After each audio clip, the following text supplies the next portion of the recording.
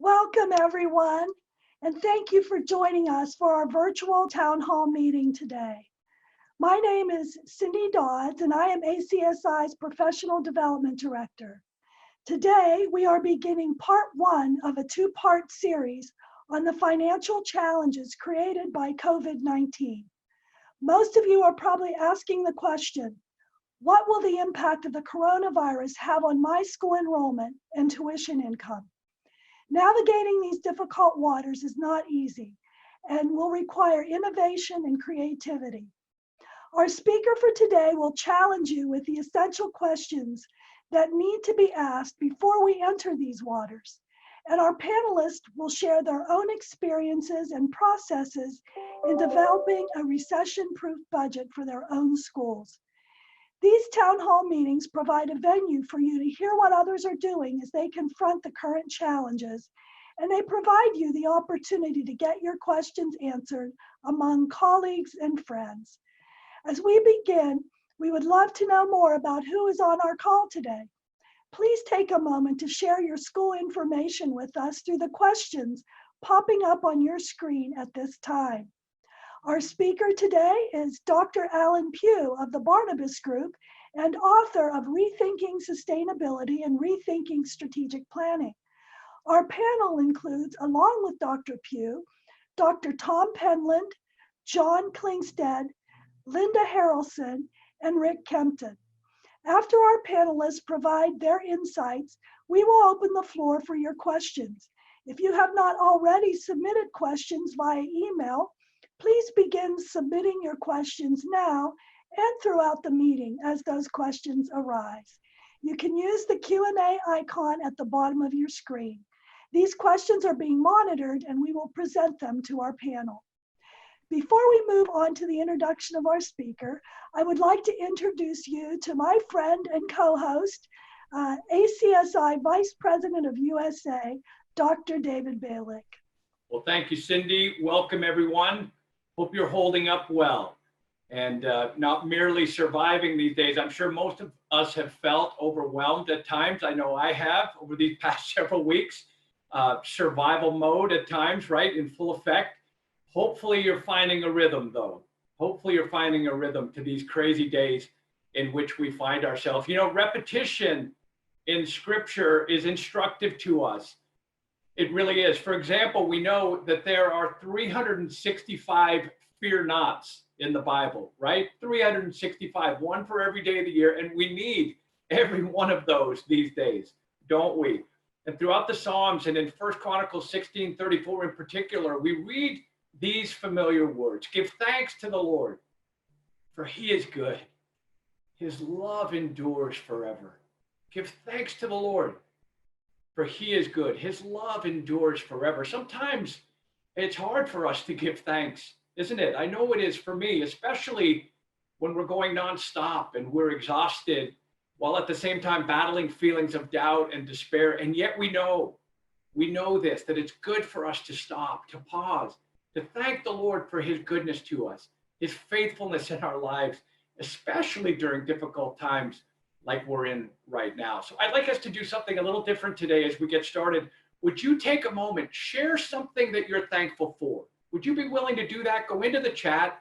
You'll see it at the bottom of your screen. Type the first thing that comes into your mind right now. What are you thankful for? Share it in the chat as an encouragement. We have hundreds of people from all over the world on this Zoom today. Share something encouraging to the hundreds that are joining in today. Would you?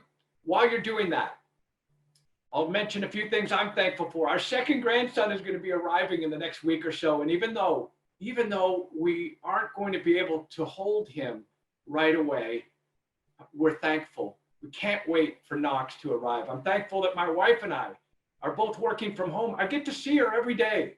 And although I'm not sure she might not say the same thing about me, right? But I'm thankful. I'm thankful I get to see her, and it's been great. I'm thankful for our president, Dr. Larry Taylor, our PD team, Cindy Dodds, Sarah Longcar, do such an amazing job. For our regional directors, working so hard all around the country, serving our schools and school leaders in incredible ways. Let's see, I want to take a quick look to see what's coming in the chat. Oh my goodness. Peace, peace from the Lord. Thank you. Thank you for that, Nancy. Thankful for being able to work from home, for our faculty and staff. Yes, all over, right? Teachers working so hard, and I hear reports all the time of the amazing work that you are doing as leaders and as teachers. So very thankful for ACSI. Someone wrote, these webinars have been so very helpful and have provided a source of connection and inspiration. And yes, Angie writes, for God's faithfulness. He is a faithful God. I'm thankful for the ways this has stretched our staff to take risks and bring excellent education to our students, even during this difficult season. Wow. Thankful for shelter, food, peace of mind, for family, health, and the love and prayers from coworkers. So many here. Sorry. Bless you. Thank you for sharing that. We have so much really to be thankful for, right? And we serve a great God, a great God.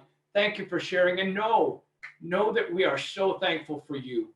Thank you for stepping up in amazing ways and for letting your light shine during this pandemic. We continue to pray for you daily and are seeking ways in which we can continue to proactively serve you and be a blessing to you in the coming days and weeks. Just before I pray, I want to mention that one of our member schools was hard hit by a tornado late Monday night. Would you pray for Grace Baptist Academy in Chattanooga, Tennessee, head of school Matt Pollock, and all of the families represented there at Grace Baptist Academy, Chattanooga, Tennessee.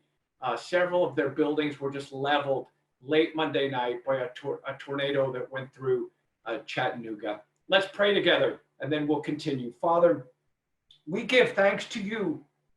Lord, thank you for all of the responses in the chat, Lord. We give thanks to you because you are good. Your love endures forever. Thank you for everyone on this Zoom today, for all they're doing to expand your kingdom, Lord. Bless them. Bless the work of their hands. Protect them, Lord. Strengthen them. For Matt Pollock and our friends at Grace Baptist Academy, Lord, would you give them strength that only you can provide, peace, comfort in the aftermath of Monday night's storms. God, we know that with you, we can overcome every storm, including the global impact COVID-19 is having on our world. So right now, we're asking you to heal those who are sick and protect those who are not. Give our leaders extra wisdom as they navigate this pandemic and economic uncertainty. Strengthen your global church. Calm our fears, Lord. Fill us with gratitude for your goodness. Surely goodness and mercy will follow us all the days of our lives, Lord, as we serve you. We so desire to know your hope, your joy, your peace as we continue to trust in you. Father, use this pandemic to pave the way for spiritual renewal, that we would know your glory, your power, your healing, Lord, that we would see it on display. And we ask all these things in Jesus' name. Amen. Well, we are going to hear first from Dr. Alan Pugh today. Dr. Pugh has spent a lifetime in Christian schooling as a student, teacher, coach, head of school, and for 5 years as the senior VP and provost of the Master's College in Santa Clarita, California.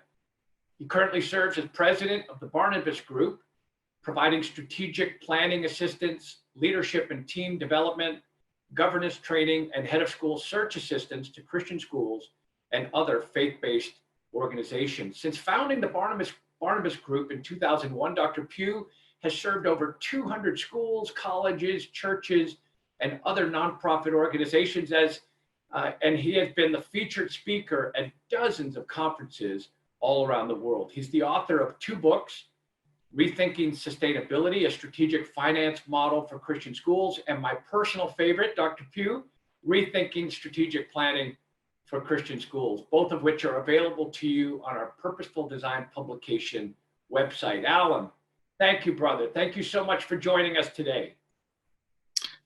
Oh, this is kind of a new experience. I've had Zoom conferences with 10 people, 12 people, but never with 348 so far. So David and Cindy, thank you for the invitation. I've been given a really tiny task. I'm supposed to kind of give an overview or a 30,000 foot flyover this concept we call scenario planning. and in the process, both encourage you and challenge you. And I have 10 to 15 minutes to do that, so I'm going to jump right in. Let me start with a little bit of encouragement, if I could. If you're like me and my wife, I'm gone 180, 90 days a year, but I've been home now pretty steadily for a number of weeks. So we've had lunch together, like David said, dinner together, and we've watched a lot more movies than we ever imagined. So last week we went through the Lord of the Rings trilogy. And while I was watching it, to me, one of the great scenes in the entire trilogy occurs in the first movie, The Fellowship of the Ring, when the 9 members of the Fellowship are down in the caves of Moria, and things are looking quite grim. And at that moment in time, Frodo, the young hobbit, who has been given the responsibility of taking the Ring of Power to Mount Doom and destroying it, he turns to his mentor, Frodo, or Gandalf, and he says this. You may recall it if you've seen the movie. He says, "I wish this ring had never come to me. I wish none of this had ever happened." I suspect that you have had your head in your hands on more than one occasion over the last month, that kind of statement ringing inside your own head. But Gandalf responds in a way I think we need to respond to the situation in which we currently find ourselves. He simply says to Frodo, "So do all who live to see such times. But that is not for them to decide. All we have to decide is what to do with the time that is given. There are other forces at work in this world, Frodo, beside the will of evil." As leaders, that's kind of our challenge. Nobody asked for this, but it's in front of us. We have to deal with it. People's lives depend to a certain extent, especially our faculty and staff, on the decisions that we're going to make. And these are going to be difficult decisions. Let me give you real quick a definition, kind of what a scenario is, and then I'll give you a very, very specific, right in the midst of our daily experience, illustration of scenarios. The authors of the book, the Scenario Planning Handbook, describe scenarios this way. Scenarios can help us deal with uncertainty rather than be defeated by it. I want you to underscore that thought. They can help us deal with uncertainty rather than being defeated by it, by teaching us to look at all the possibilities, think the unthinkable, prepare for the unexpected and even the unlikely, or what we believe to be so, and develop flexibility, resilience, and speed of response, which are essential winning qualities for any organization caught up in a confusing and rapidly changing environment. We're all living with the reality of this whole issue of scenarios. I want you to substitute for the word scenario in the current vocabulary, the word model. If you turn on television, if you watch any of the 24/7 news broadcasts, that word model comes across constantly. Scenarios are based on models, in a sense. The challenge we have with both scenarios and models is there are so many uncertainties and so many unknowns. We've not walked this way before. The closest we've probably come to it, or most of you have, was the 2007-2008 financial crisis. Some of you who've been around a little bit longer can go back to maybe 2001, or you could go back to 9/11. We can go back to times when there have been crises, but there's been nothing quite as, shall we say, all-encompassing as what we're currently facing. And so in one sense, the challenge we have in scenario planning is we are operating with all these uncertainties and all these unknowns, and the models that we've had in the past are not going to be very, very helpful to us as we move into the future. So I'm going to make just a couple of quick suggestions to you, some ways that you can reduce, if you will, the uncertainties. And you can reduce uncertainties by beginning to discover information that will help you context your school in your place. Another one of the issues that has come up constantly is what's going on in New York City is not what's happening in Sioux Falls, South Dakota, or what's going on in Sacramento, California is not what's going on in Houston, Texas. We are responding to this crisis and we're attempting to respond to a one-size-fits-all model, and that's not going to work for you at your school. There are no one-size-fits-all models. You're going to have to look at the uncertainties that face you in your situation, both historically and culturally and in your community in a lot of different ways. I'm working with one school right now, for example. Most of the parents in that school are white-collar workers. They are graduate school. They graduate degrees. They're high-income earners, and they're able to work from home. Their income is less likely to be interrupted. I'm working with another school in Ohio, very blue-collar. They're going to be affected by this much more profoundly. And so they have a different set of issues that they need to address. So let me make this observation. If you want to reduce uncertainty, you've got to get quality information. And if I'm in your seat, one of the ways I'm going to reduce the uncertainty in the unknowns is to go directly to my parents and to find out what's going on with them. Now, what I'm suggesting here is not to send a questionnaire home necessarily. I'm suggesting that you do something like we're doing right here today with town hall meetings.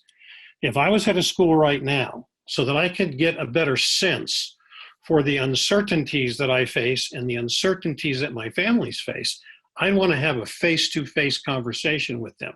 Now, obviously, we can't do that except through electronics, through Zoom, but I would certainly encourage you to do that. And I would ask 3 questions. The first question I would ask them is, how are you doing? And be prepared. Break your town hall meetings down to manageable groups. You can start with the parents in 1st grade or kindergarten, 2nd grade, or however you want to do that, where you don't just have 100 people, but you're able to have some interaction with them. But the first question you want to pose in this situation is, how are you doing? What's going on with you? I think that gives them an opportunity to kind of express what kind of situation they find themselves in. The second question I would pose to them is, how are we doing? And by that I mean, most of you have gone to some kind of online instruction. This is a brand new approach to things for a whole lot of people. And I would encourage you to get a sense of feedback from your parents about how that's working. Many of them are home. Again, unusually they're at home because they're not at work. And they have a pretty good sense for what's going on with their kids through this. Get their feedback, ask them what's going well, ask them what's not going well. Then I'd ask them a 3rd question, and I'd give them the opportunity to respond to that 3rd question anonymously. And that's when you might want to send home a kind of an email thing they can respond to, and just simply ask this question. Look, given your current situation, given your current reality, given what's going on in terms of your job and your financial situation, I know we've already probably done a re-enrollment, but what's the likelihood that you're going to be re-enrolling next year? You can't create a scenario that says, what if my enrollment's down by 25% or by 1/3? Because that's not going to fall consistently across the student body at your school.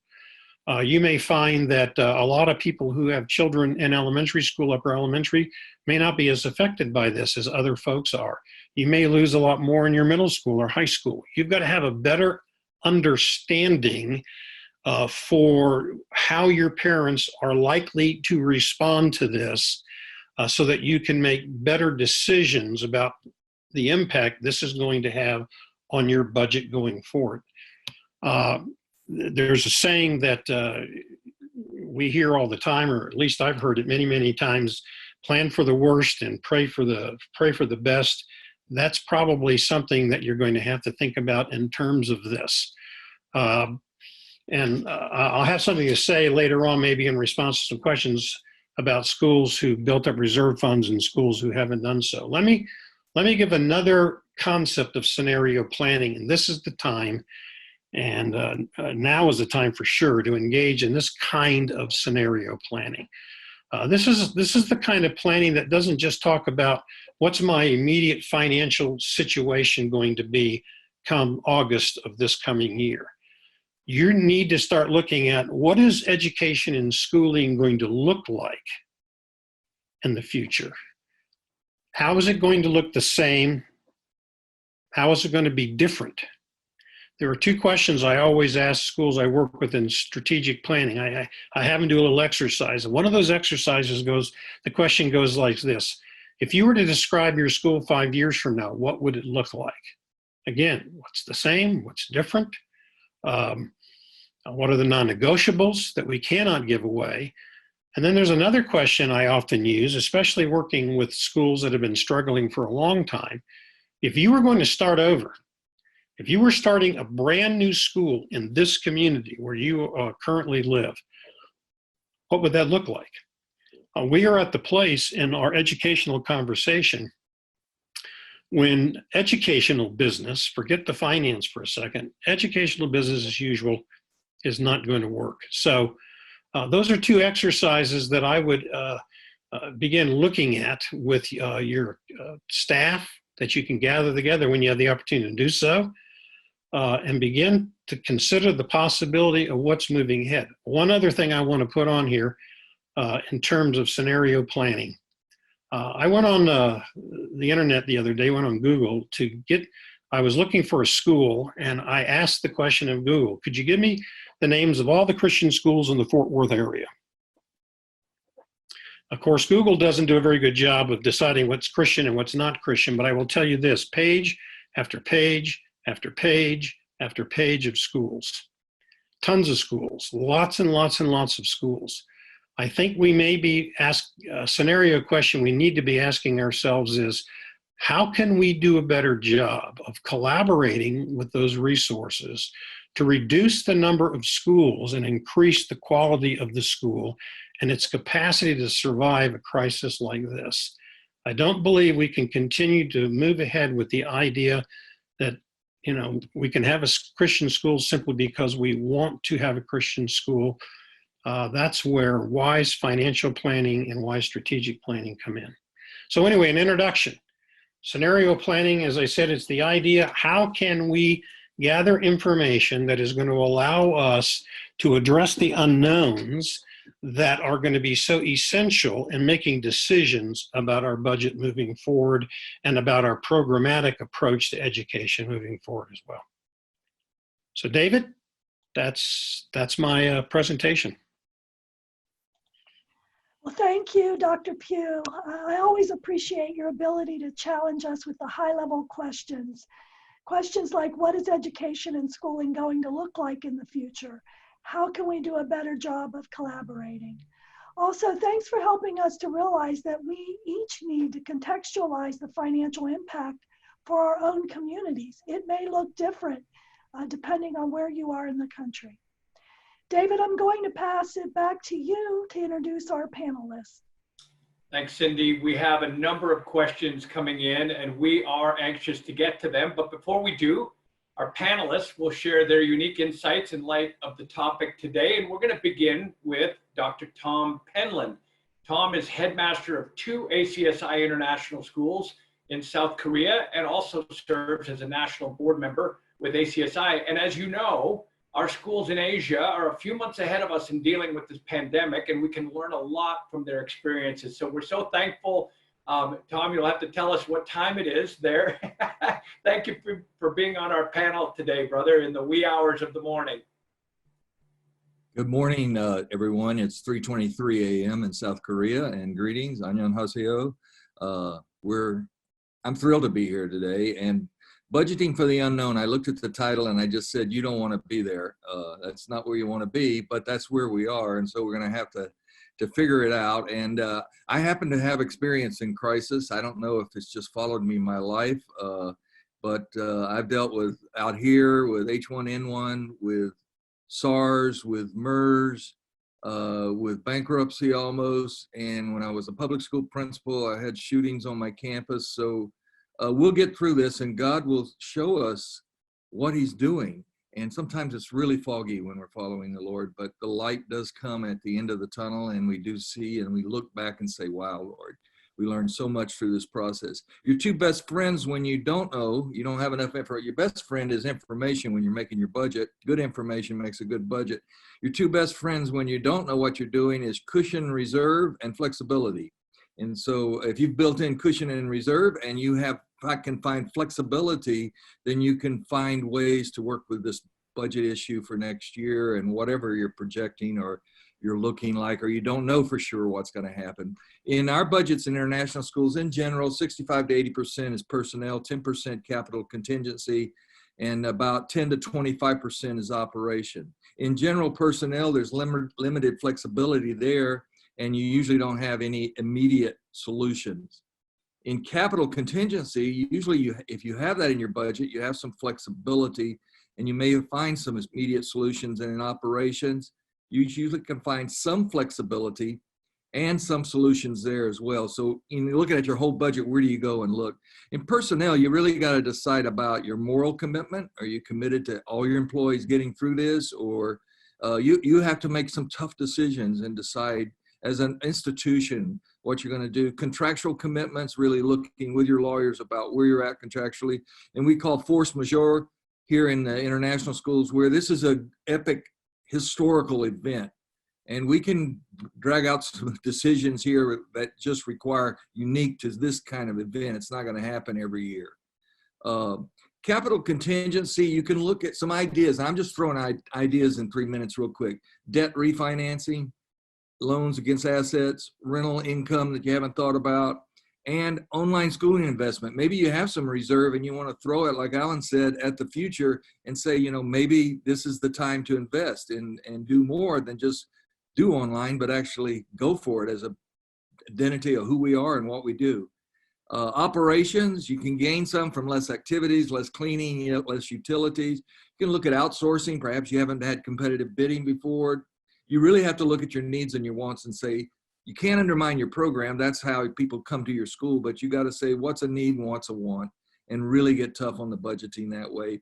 In terms of budgets and projected enrollment, we do tuition paid like you, and I think most private schools the year before in the spring. That's our best indicator of who's coming back, the actual who's going to be in the seats. But you can look at freeze tuition. Most of the schools I found around the world are freezing tuition for next year. And some schools are freezing salaries, just asking their employees to say, hey, we're going to get you through this, but we can't do a step up. This is the time to hold serve right now. Again, look at online schooling. Maybe your parents can't afford the regular tuition and you can do online schooling and cost it at less. Continue your online school. Do a hybrid model, half days, do something. Think about it. I'm just throwing out ideas. Really important. Create and join a local consortium. Get some more people around you who has this job. These are great, but get a local group. We have a group in Korea that I'm involved with, heads of school of Korea, and we've made a commitment that we're not going to reopen our schools until the Korean national schools reopen for liability reasons, but we're also made a commitment also that none of us are going to refund. So we're sticking together and trying to say, we're going to provide online education. So we're not, I would encourage you to try to avoid refunds if possible. It just digs the hole deeper. And so be careful with that. But you could offer maybe your summer activity as a free or reduced, if we can do activities, or maybe they're online activities. But instead of saying, we'll hold tuition flat, stick with us, we're going to get through this, and maybe do some activities for free as a courtesy to the parents.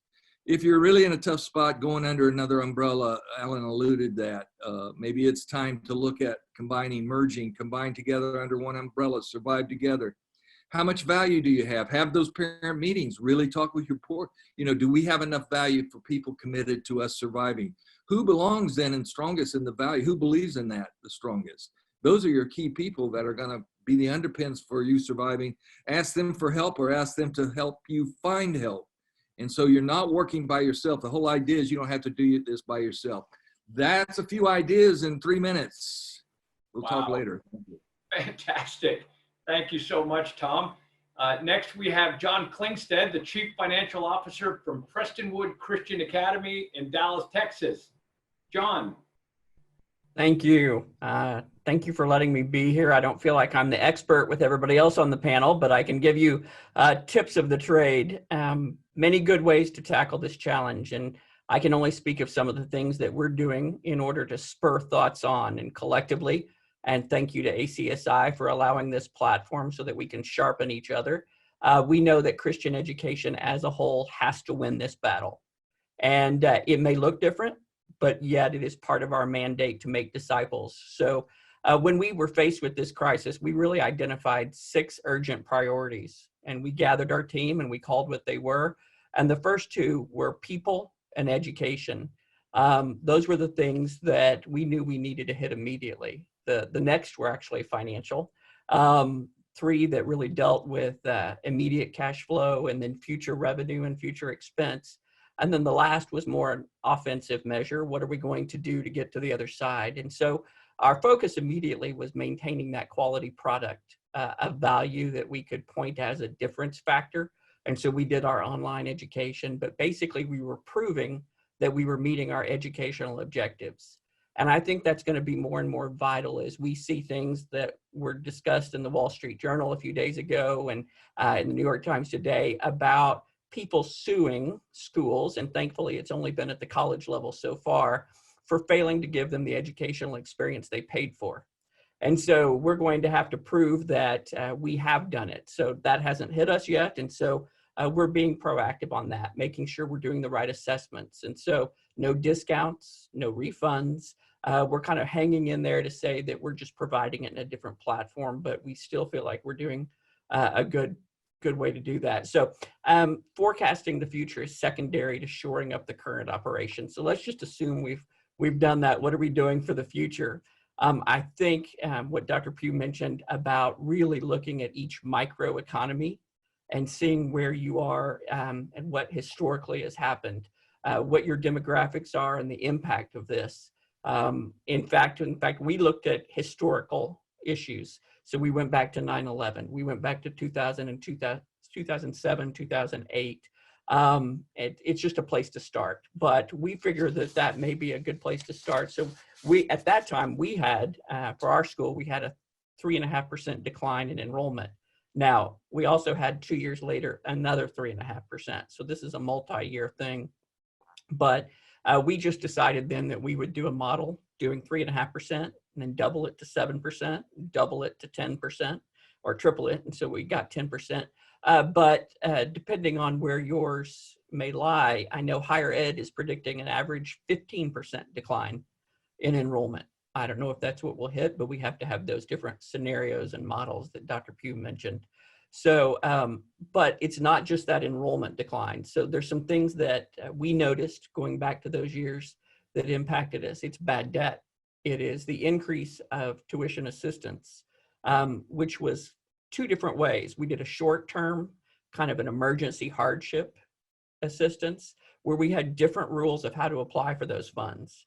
If you go through the normal tuition assistance now, it's the prior year income, and you have, maybe another service would qualify people. Well, we have to do some emergency, but it's still need-based.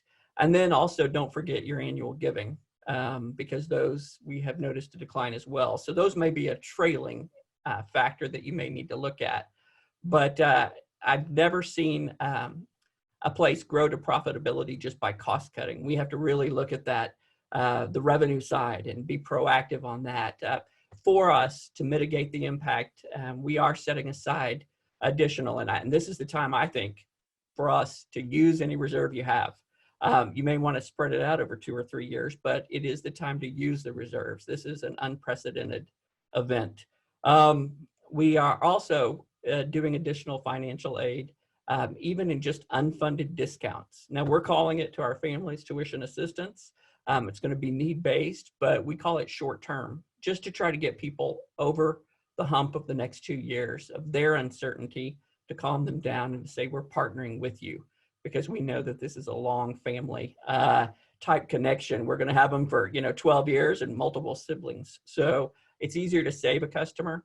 I'm afraid that we have noticed that when you lose a family, it's not just for a year or 2, even if they state financial reasons, because they're starting to get connected and establish roots in another place, and it's hard to come back. I think the transition back will be hard as well. I know Dr. Jay Ferguson mentioned there will be a large education gap coming in for people who go back to a public school that may not have been able to keep up.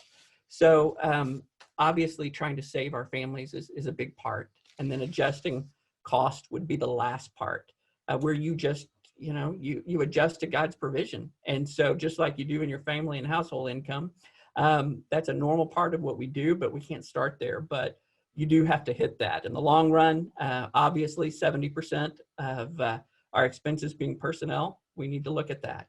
And it may be deferring next year's contract raises, or it may be doing something like a percentage cut. Now that's hard, but I would compute that without announcing it to anybody in your staff, just to tell you how much it is. We create milestones. And like I said, we're doing 3 different models. And we kind of move to the worst case when we're announcing it, and then we ease up saying, well, enrollment model hit to a certain extent, so now we can add back certain programs, or we can go ahead and add back our raises, or whatever you may have had to put into hold. If you do have lines of credit with your bank, I know that that's a whole different issue, and people have different views on that, but something short term to leverage some of your assets may be adaptable at that point. And then just to wrap up, our last focus is just thinking about that offense. Can we adjust and adjust quickly to anything that may be a new model? So maybe trying to save some students that you haven't been able to and put them into, let them be your beta test of a hybrid model, a blended learning, or a university model where they come on part-time. And we're kind of exploring that and seeing how fast we can roll that out. Fortunately, we had done that already with some online, but now we're doing to try to see if there could be something that people know is a test, but go ahead and input that as well. So just some things. Nobody has the golden ticket. Nobody knows exactly how to do this because it is unknown, but some things that we have been thinking of. Hopefully it's helpful. Well, fantastic. Thank you so much, John. We're off to a terrific start here. Linda Harrelson is head of school at Summit Christian Academy in Lee's Summit, Missouri, and she's also a national board member with ACSI. Linda, welcome to the panel. Thank you for being with us today. Well, David, thank you. It's great to be here and be among such distinguished panelists. It's much of what has been said already, honestly, we are already doing. And so I appreciate hearing other points of view because it makes me feel like the Lord's been guiding us too. We do run 3 models, and immediately I did the exact same thing where I historically looked back to see how much we were impacted back in the recession years. We actually lost 10% that first year, and then had 2 successive years of losing 2% each successive year. So, so I've done that model where I've got about a 10.5% decline, a 5% decline, a flat, and obviously that shows me very much what the need will be for the bottom line. And we have always told our families that we will hire appropriately to the enrollment that we have. We've told that to our teachers, they know that. We were fortunate back during the recession years, we were able to maintain virtually all of our teachers. And I'm praying that that'll be the same here. One thing that Alan suggested, and we have done this to a great degree, the town hall meetings, we've already begun those. And you hear from your families and where their heart is. Honestly, they've been the most encouraging meetings to hold because our families are telling us that we're doing a great job with regard to the online program that we frankly put together in 1 week's time. And that has been so encouraging to my administration and to my faculty for them to hear the parents' point of view in that regard. But we also then get to hear their hearts, and we are working individually one-on-one with any family that we feel is critical or at a point where we could be losing them. If you can maintain a family, that is the best thing you can do. We know that we're going to have a little bit larger accounts receivable. There are some people that can't quite pay their bills. We're going to work with them. Always, if you can work with a family the likelihood of you collecting is much higher than if you cut them off. And that's not our heart. We don't want to cut them off. So those are the things that we are doing. And to the idea of potentially creating a new platform, which will be keeping the online, we call it eCampus, going. We've already had parents who've asked us if we could do that. So we're going to do a beta test this next year with a small group and see how that goes. Excellent. Thank you, Linda. And last but not least, we have another national board member with ACSI, Rick Kempton. Rick is superintendent of Annapolis area Christian schools, and we are so glad to have you with us today, Rick. Dave, thank you very much, and thank you, panelists, for what you've already done. I felt at the beginning of this, when I found out that Alan Pugh was going to be speaking, I felt like the rest of us could just watch and let Alan do his thing. But it's been helpful and informative to hear from everybody. And I've been through this a couple of times in a far less degree, of course. In the 07 to 09, I was in Southern California in a school that had 1,500 kids, and we lost 300 students in the 2-year span. And that changed, it changed who we were in terms of number, but it didn't change who we were in terms of the person of Jesus Christ. And when I arrived here in Annapolis in the summer of 2012, I found out that our high school had not made any adjustments in staffing, even though they dropped 100 students in enrollment. And so I've done a couple emergency kinds of things before, but this is the most potentially overwhelming time in our history. And I provided a little outline, out to be a part of this. And so I want to hit a couple of things that I really have discovered are essential to this process. And it's the Christ and the culture component. What I've discovered is people respond differently to these things. And from our leadership to the folks on the ground, our teachers and faculty, our parents. And so helping them remember that why we're here. We're here because of Jesus. We're here because we have something that we believe provides hope every day, not just a school experience. And so reminding them of that, refocusing them on that, especially our leaders and our key classroom people as they're interacting with the whole virtual scene. And then to find reasons to rejoice.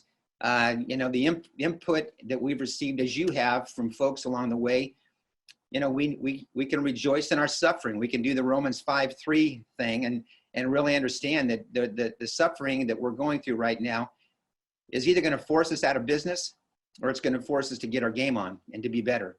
And so remaining on mission, not forgetting in the midst of the urgency, in the midst of, oh no, this is a financial upheaval, helping people to understand that we have a mission we're called to, and that doesn't change. Even though the circumstances have changed, it doesn't change what we are about. And so being prepared to shepherd under those kinds of circumstances, even our leaders, understanding their personalities and their bent on how they handle things that come unexpectedly. We may have to be more pastoral than we're used to, providing spiritual encouragement and emotional support. And we've lost the relational dynamic that is what school is all about. And so how do we recreate that? And we haven't done one of these virtual town hall things. I love the idea. That's something that I appreciate Alan sharing, because that's something that I will plan to present to our folks. The financial deal is what this is centered on.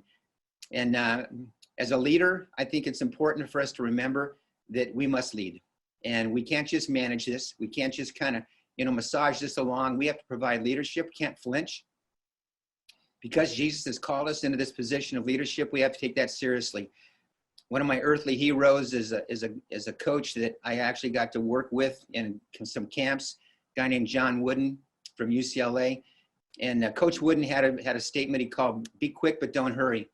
And in our circumstances, we need to be quick about evaluating where we are financially, taking a look at where we have been in the past, what is predictable about our future, what's not, And how do we respond to that?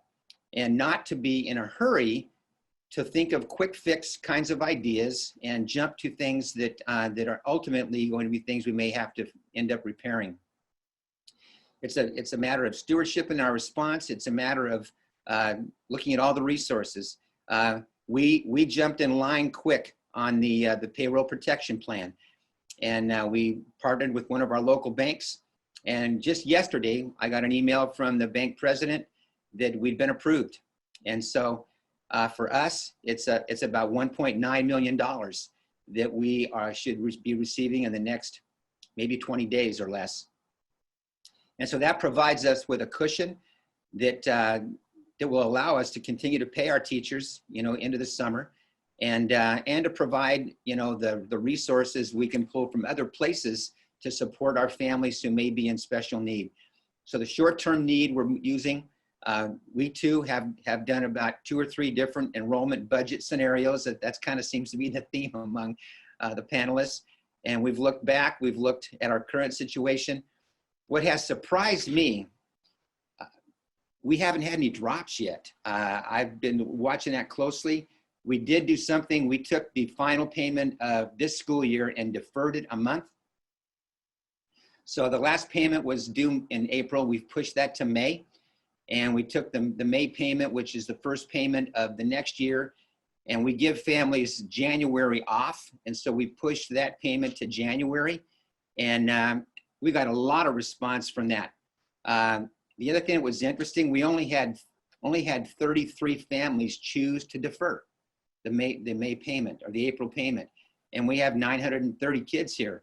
And so I'm a little puzzled. I've been expecting a bigger hit, but it hasn't happened yet. For us, if we have to go into a reduction in force kind of format, our plan is a performance-based plan. We did this in 2012. Protect the classroom, protect the programmatic areas that define us, making sure that we are providing the very best quality experience we can in those places. And if we have to make cuts, we make cuts in some places that don't, if we don't have to, that don't impact the classroom. The unknown piece of this is what is most known. And that does not, that doesn't scare me. It causes me to get down and grind a little closer. And so I've appreciated the input from all the panelists. I've learned some things today too. And God's got this. We just need to remember that. All right, David. Well, I'm going to take it from here, Rick. Thank you so much, panel. You really gave us some great insights. We have a few minutes for some questions. The first question I'm going to ask is from Patrick Stewart. Patrick says, yesterday, a local Christian school announced that they were giving a 40% discount to all of their families for the April tuition. I don't know their financial status, but I'm wondering if others are considering the same thing, or is it better to give financial assistance to those who need it? Who wants to answer that one? Alan, go ahead. You take it, Alan. Well, I would just say, I appreciate what John had to say about working individually with the families. That's exactly what you need to do. Across the board cuts devalues your education, and you're going to give assistance to families who honestly probably don't need it. That doesn't make any sense to me. Anyone else have some input on that one? I would have supported it just as Alan has stated it. Work individually.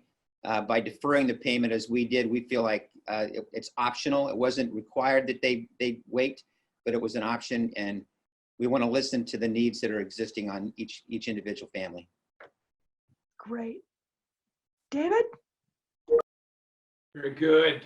We have another question regarding accounts receivables. Our accounts receivables number will likely rise in the next few months, but we've decided to not charge late fees for the remainder of the school year. Any recommendations as we look towards next year? Panel? Linda, go ahead. I have looked pretty closely at that. What I have found, I sort of said it earlier, is if you can work individually with the family, whether you stretch their payment out, where just give them as much flexibility as you can,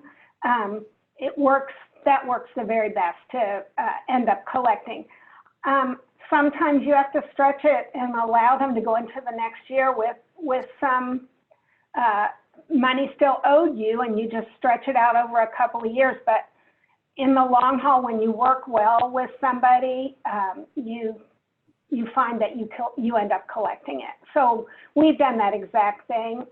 We have delayed late fees in certain circumstances if need be. That's an easy thing to do. Yeah, John, go ahead. Yes, I would thank you. agree. It's a small dollar and it goes a long way in helping your families. I don't know if I necessarily would announce that we're waiving them, but I would definitely put on something about who to contact. If you're having trouble at all, call this person. And then of course, give them the latitude to go ahead and waive any late fees, and whoever you put on the call, make sure that it's a customer service person and they can stretch out those payments, because you're right, you will collect it in the long run, I believe. Our next question comes from Phil Paleo, and he is asking, is there any adjustments that we should be making to the time frame for finalizing the fiscal year budget in light of the certain uncertainties? Would you delay the finalization of it? Would you put it in steps, or how would you handle the final budget? Tom? Yeah, we do a budget review in August and September after enrollment's confirmed, and throughout the year. So I think budget is flexible all along, and reviewing and really saying where we at and benchmarks. And so and particularly this year, I think we'll stay fluid all summer and looking at what our options are and where we want to move it depending on where we're at. Right now, enrollment here looks, so many Koreans have come back from overseas to be safe here in Korea, where we had 31 calls on one day from outside the country for people coming back. So it's been like, boom. And we're totally shocked because we thought we were going to be flat probably. And we still don't know. We don't know who's not going to be able to pay. So it's an unpredictable situation, just like you have there. So I think you have to stay flexible with your budget model, and you may have to adjust that month to month. If most of our parents pay semester or annual income, we have very few monthly payment sort of parents. That's a special setup that they can get if they need it, but that's not the norm. So, we sort of have our income pretty secured for the year in general, unless there's some kind of outstanding crisis, but you got to be flexible on budget. Anyone else want to take a stab at that one? David. All right, we're getting close to the end of our time here. And we have a number of other questions that have been coming in the chat. Let's see. Is there more that could be said along the lines of models and forecasting, looking towards the future? Can anyone else comment a little bit more on that? Go ahead, Linda. The one thing that I would challenge everybody is to run multi-year models so that you can understand what your tuition decision would be over time and the impact that it would with the multi-year impact, both on your enrollment and on your tuition. We have already set our tuition for the year. We've had minimal discussion about changing that.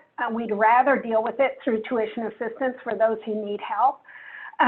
But I've run models, and I had to, it's just good practice to show your board, what does a 3% do over time? What does a 4% do over time? What does a flat do over time?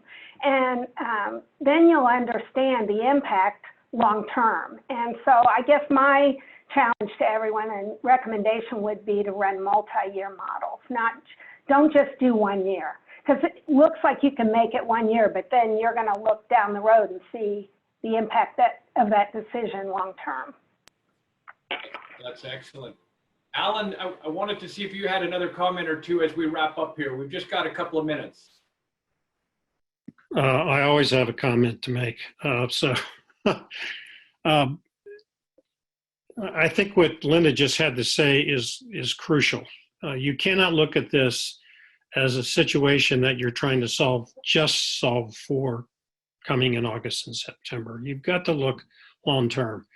ISM has the material. I have it in my book, Rethinking Sustainability. How do you do a 5-year strategic finance plan? And long-term planning is really going to be crucial in terms of this. I'd like to, I'm always recommending books. I'd like to recommend an interesting book called Curious, which doesn't seem to have anything to do with anything we're talking about today. The author's name is Ian Leslie. And what Ian is talking about is how do we think more creatively? That's what modeling is about. It's what scenario planning. How do we get creative? And part of the challenge in trying to solve problems, quite candidly, is, again, we're operating only with our known knowns. It's very difficult to get creative when the only thing in front of us is unknowns. If we can't step out, that's what people talk about, getting outside the box. There are certain things that put you in a box. Your mission puts you in your box, your values, your belief system. Those things put you in a box, but you can't just make decisions with known knowns. I have to confess, I'm the only person on this panel who's not sitting in a school building right now trying to figure out how to open the doors come August. So I'm a bit removed from this. And candidly, I like not having that pressure on me a little bit. You guys who are there in the trenches right now, this is a tough time. It won't be the last tough time. It hasn't been the first tough time. In every one of the situations, and I appreciate everybody said, I went back and I looked, what did we do? What did we learn?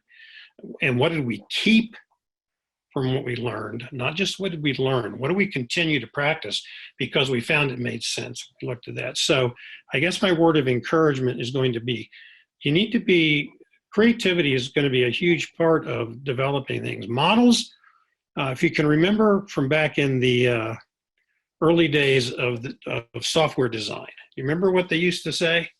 GIGO, do you remember what that stood for? Garbage in, garbage out.